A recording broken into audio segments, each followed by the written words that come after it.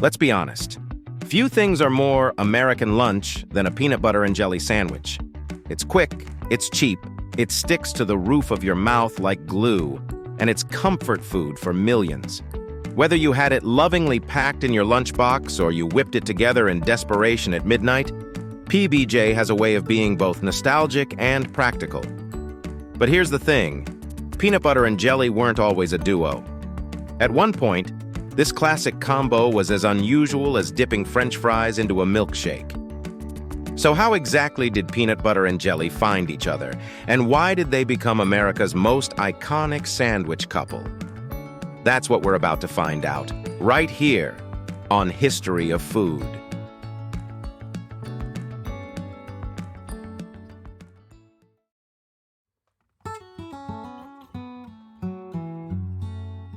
Before it was sandwiched between slices of bread, peanut butter itself had to exist.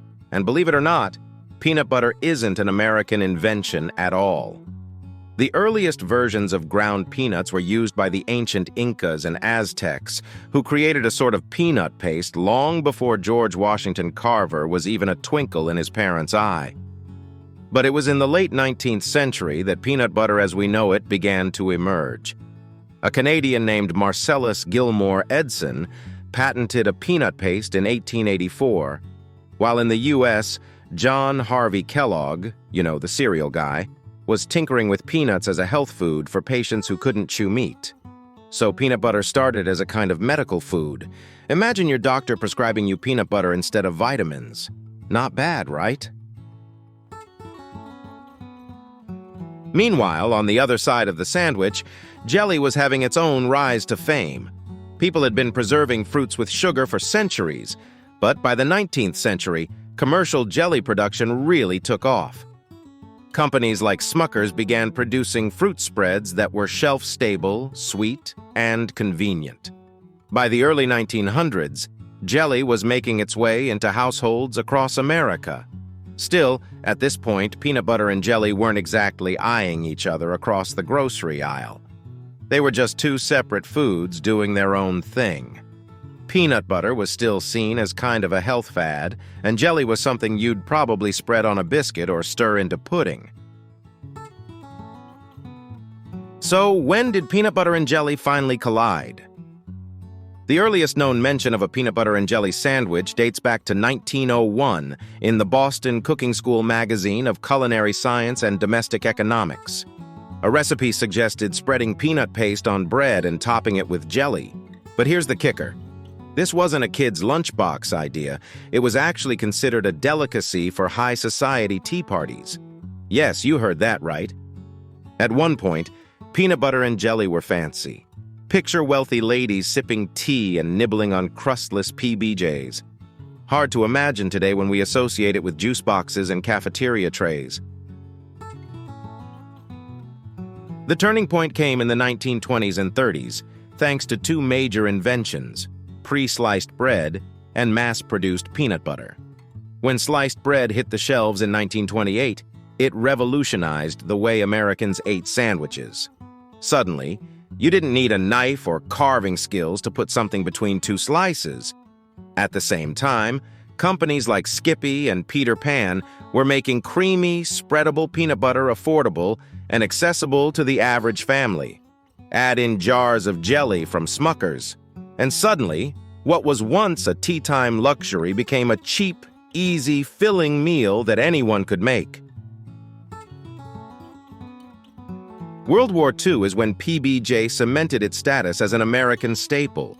Soldiers were given peanut butter, jelly, and bread in their rations. Why?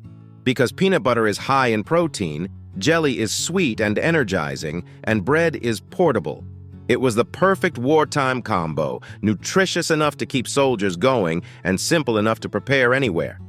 When the soldiers came home, they brought their peanut butter and jelly habit back with them. And just like that, PB&J wasn't just for fancy tea parties anymore. It was for everyone.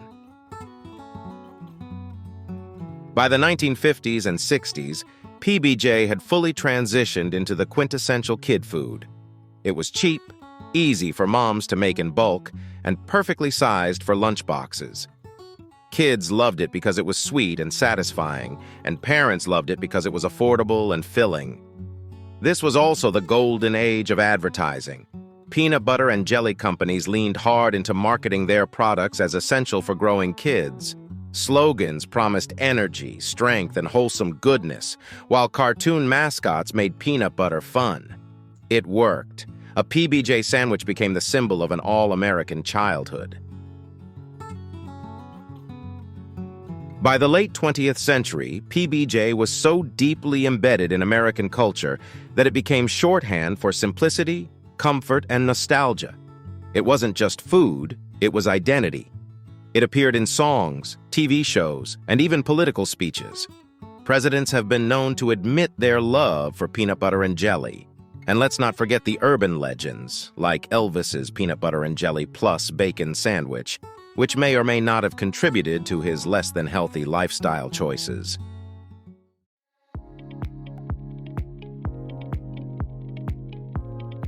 Today, it's estimated that the average American will eat about 1,500 PB&J sandwiches before turning 18. That's basically a lifetime commitment before you're old enough to vote. The sandwich has weathered trends, diet fads, and health scares, but it remains a go-to for millions. Of course, there have been challengers along the way. The rise of alternative spreads like almond butter, Nutella, and even hummus threatened PB&J's dominance. But while trends come and go, the peanut butter and jelly sandwich holds strong, partly because it's so simple, cheap, and tied to childhood memories. But let's sprinkle in some fun facts. Peanut butter was once banned in some schools, not because of health reasons, but because it was seen as too messy. Apparently, teachers didn't enjoy scraping dried peanut butter off desks. The term PB&J didn't really become popular until the mid-20th century. Before that, people just said the whole mouthful, peanut butter and jelly sandwich. Efficiency won in the end. Peanut butter and jelly even went to space. Astronauts on NASA missions have eaten PB&Js as part of their menu. If it's good enough for outer space, it's definitely good enough for your lunchbox. At its core, the story of peanut butter and jelly is more than just food history. It's about how simple, accessible ingredients can become part of a nation's culture. It's about invention, convenience, and yes, a little bit of marketing magic.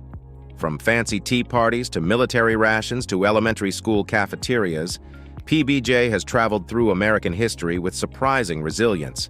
And while food trends today might celebrate avocado toast, poke bowls, or oat milk lattes, peanut butter and jelly continues to hold a special place. It's the meal you can always fall back on. The one that never judges you when your fridge looks sad. The one that reminds you of simpler times, even if you're eating it at 2 a.m. while scrolling through emails. So, is peanut butter and jelly just a sandwich? Technically, yes. But it's also a symbol of convenience, of childhood, of American ingenuity, and of the power of pairing two simple things to create something unforgettable. It's the culinary equivalent of a perfect duet, and it's hard to imagine American food culture without it. Next time you take a bite of a PB&J, remember, you're not just eating a sandwich. You're eating history. Delicious, sticky, slightly messy history. Thank you for watching.